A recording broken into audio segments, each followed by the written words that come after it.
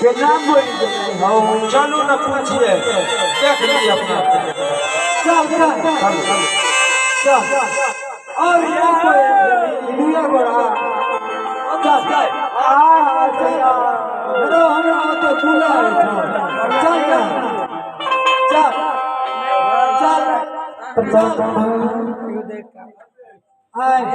यो राजा साहब मेरे बाबा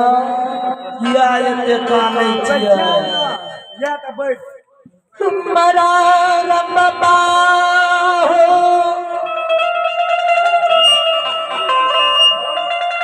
अच्छा मीनों में भगवान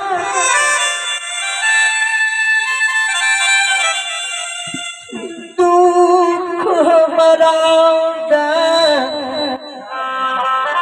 गलत दुख दे दला कौन दुख ये है दे दला अच्छा मीत पे गुरु बाबा के नाम दुआर भाट मार ले रहे भोग से सब करा गुरुदेव के नतल खसी दान में मांगल करे नहीं दे के कारण सब चीज पर शराब दा भाट कमार हाथी अक्सार मर गले घोड़ा घोर संतोरत मकान है ढल मना गिरी बले सरकार के ना भाग गई गुरु के नतल खसी नहीं बलिए अब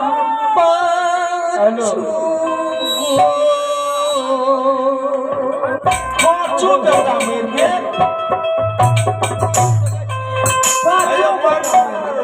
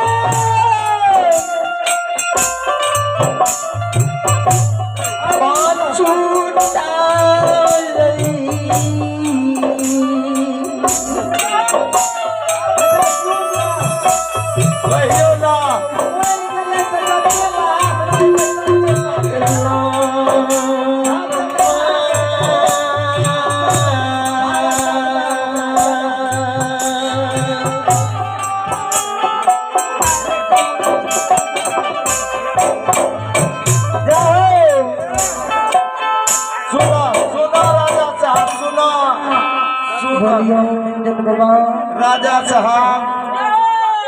बोलो ये तो दुनिया के रीत छिए मर जकर जन्म भेले तकर मरणो हेतै बुझलिए हम हो एक दिन जेबे अहों जेबे ओहो जेबे इहो जेबे गौओ समाज सब जेतै मगर जुलूम भेल सही में मरे छे लेकिन एक समय लगा अगर मरे छे तो कोई व्यक्ति की चिंता में हुई छे अरे 5 भाई मिल के ले लो पुत्र 7 वर्ष के पुत्र रहे 7 कोई जरना ला एगो फरकी बना ला अल्लाह ओकरा 5 बच्चा का वो फरकी बना ला चला हम हां त ले भाग तब ना फरकी बदहर ना के लावा 5 बेटा के जला दे हे राजा साहब ने काटे आहा हमरो के भागैया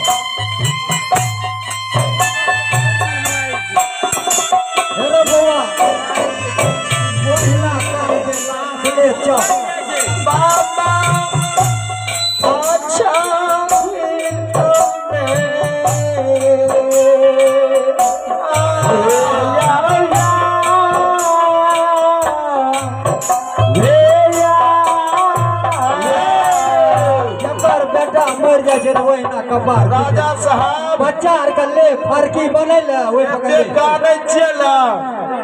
अगर कल्ला सजा अगर अहाँ के बेटा जी जात तो हम ईटा से का अल्लाह हम हे ओकरो तैयार कर लागे तो वहां देते ना ईटा से कपार फेर ले जे अहाँ के बेटा जी जात समाज बाबा अछमीत में भगवान हमरा चौथा मान में 5 गो संतान देने कहिए ओ बेटा भगवान आए अछमीत में है रल कहिए हमरा लिए दुनिया अंधार जलई समाज बाबा हे बाबा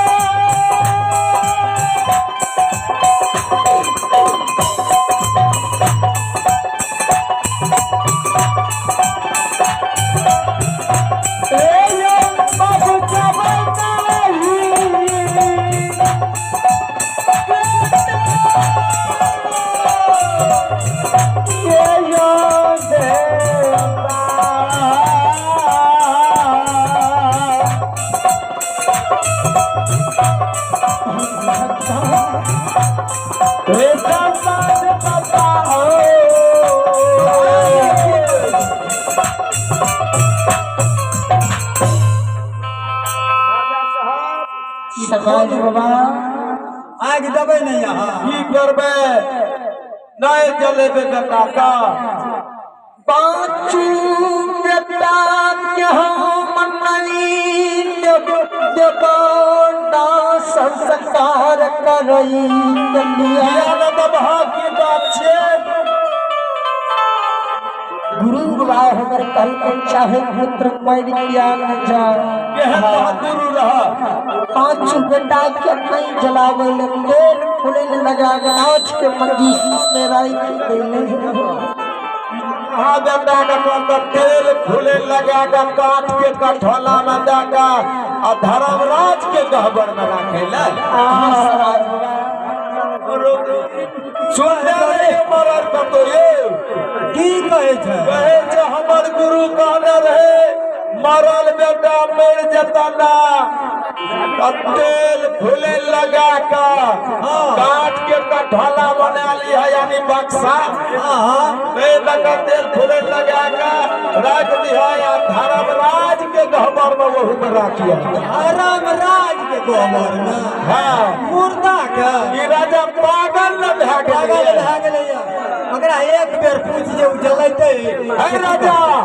समाज बाबा चले वहां आखिर की कर बोला पांच पुत्र के हमने जलेगा नहीं जले भा कतनो पाव हम तोरा सबके बचन करने मानव तोरा जलबे करता समाज से बाहर नहीं हुआ समाज लोग हो किया छया करई छिए हम चुप चुप के गई जलावत जाका कोई मर जबरे तब किने न बच्चे बोला हूं नहीं अरे बच्चा हेलो मनीष जी बच्चा नहीं है नहीं देखे बच्चा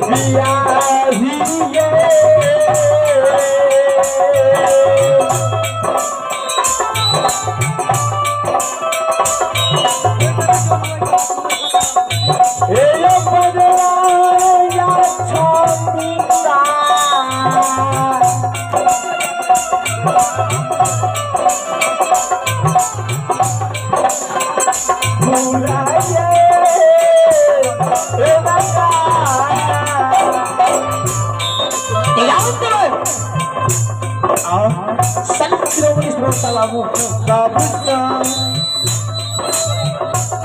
आज हमें तुमने मांगा भीखा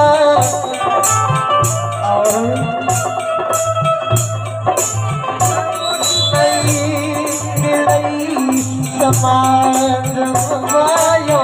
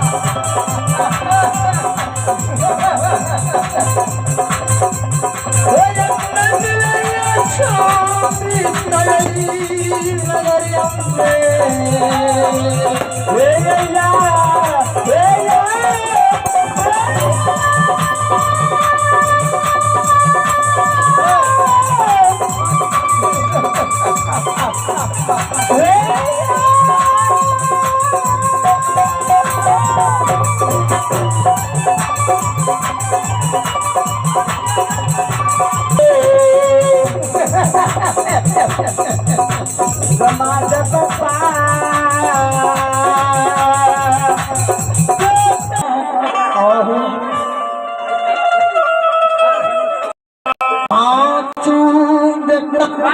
के मरी के कारण